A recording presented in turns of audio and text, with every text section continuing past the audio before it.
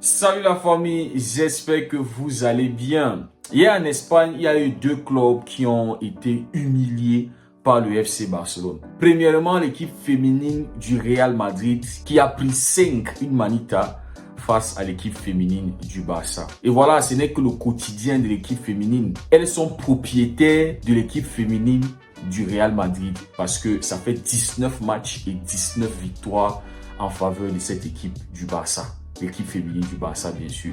Et puis, les garçons, ils ont suivi. C'est-à-dire, ils ont dit aux filles que, voilà, c'est nous les garçons, c'est nous les hommes. Là où la femme se limite, l'homme continue.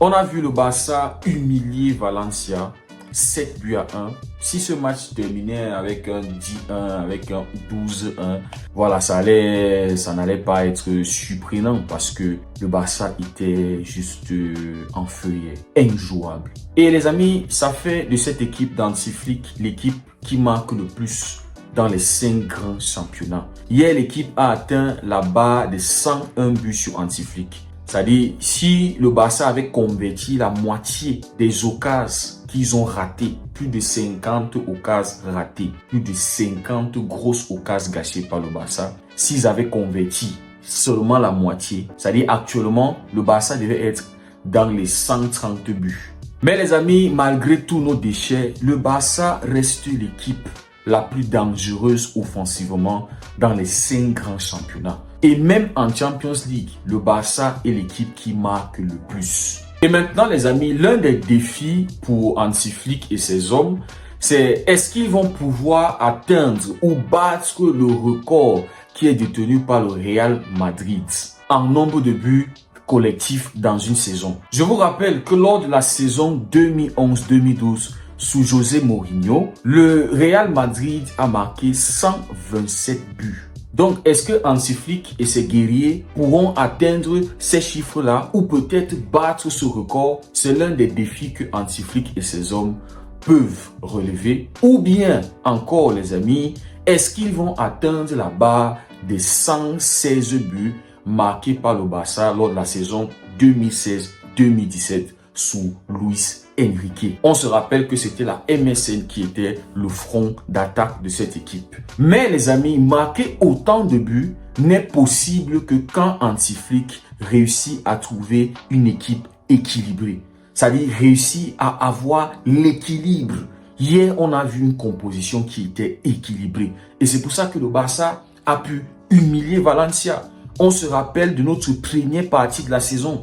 Quand Antiflick a pu mettre ensemble le 11 parfait, cette équipe était juste injouable. Cette équipe a réussi à détruire tout sur son passage. Et le Real Madrid, et le Bayern, et les Valladolid, et les Girona, et les Séville. Mais quand ce 11-là a commencé à connaître des blessures, le Barça a connu un moment très compliqué. L'équipe était déséquilibrée. Et c'était un défi pour Antiflick de retrouver cet équilibre-là. Le cocktail entre l'ancienneté et la jeunesse. Mettre les deux ensemble pour avoir une équipe équilibrée. On se rappelle quand l'ami Yamal s'est blessé, Dani Olmo aussi a eu des problèmes de blessure. Et Antiflick qui a commencé à faire des rotations, mais qui ne trouvait pas toujours cet équilibre-là. Le Barça a souffert énormément à l'image de notre mois de novembre, de décembre. Mais les amis, depuis que Antiflick a su restaurer cet équilibre, on voit le Barça qui est capable de détruire ses adversaires, capable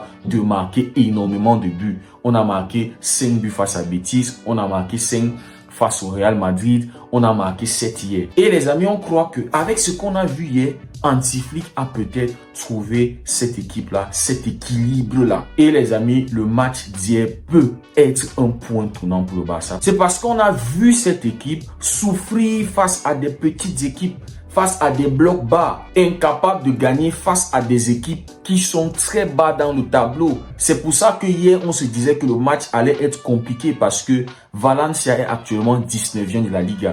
Et on a vu le Barça perdre des points face à des 17e, des 18e, des 19e de la Liga. Mais le 11 entrant d'hier nous a montré cet équilibre. Ferran Torres à la place de Lewandowski, Frenkie de Jong à la place de Pedri, Eric Garcia à la place d'Araujo et Chesney aussi. Donc, on peut constater qu'à tous les lignes, il y a eu un joueur expérimenté, ce qui a apporté cet équilibre. Ajouter à ça des jeunes qui ont énormément de potentiel, énormément de talent. On peut parler d'un Fermin Lopez, Lamine Yamal, Koubassi, Baldé. On a vu notre ligne de hors-jeu fonctionner. Le danger venait de partout. Valencia ne savait pas sur quel joueur il fallait se focaliser. Le danger qui est passé par Fermin Lopez, le danger qui passait par Baldé, le danger qui passait par Lamine Yamal, par Rafinha, par Ferran Torres. Franchement, Valencia, ils allaient mettre le cardinal sur qui? On a pu retrouver notre Frenkie de Jong de très haut niveau.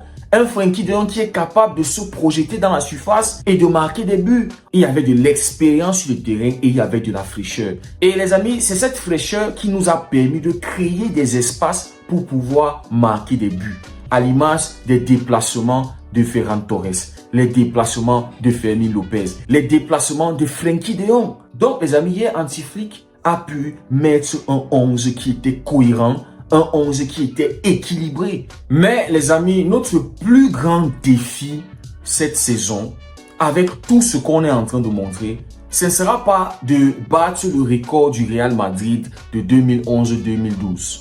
Ça ne sera pas de battre le record de Luis Enrique. Ça ne sera pas de marquer 200 buts cette saison. Marquer le plus grand nombre de buts collectivement qu'on a vu chez un club, chez une équipe. C'est pas ça notre plus grand défi.